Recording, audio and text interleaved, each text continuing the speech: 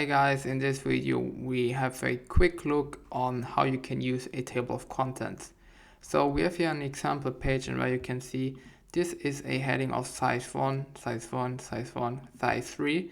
If you now click the backslash and just type table of, you can see you get an advanced block which is called table of contents.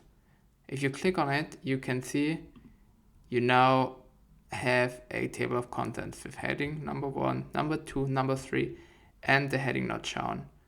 So how does it work? The thing is, all of those headings are taken because it is a heading number 1. So if you now click here on heading number 1, you see it opens an entitled one.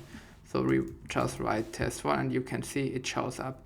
If you now have a long big page, you can just click on to whatever heading you want to jump, and then it jumps to this heading, which is quite neat.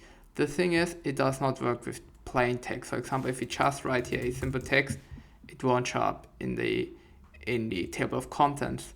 And the same thing is with all the other things like to-do list, bullet list. It won't show up. It only shows the type of heading you use. For example, now we clicked on heading 2 and you can see it's pulled in. If we now create a heading number 3, you can see again it's a subheading of test 1 because this is heading number 1.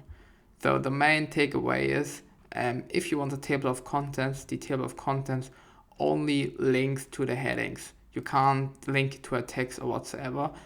Just use headings. As mentioned before, heading number 1 is, you could say, the strongest, which is in the table of contents always the main one.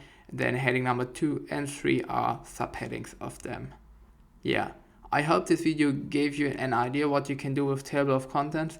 It's really useful if you have a big page with a lot of text and headings to get an overview. Thank you so much. Bye.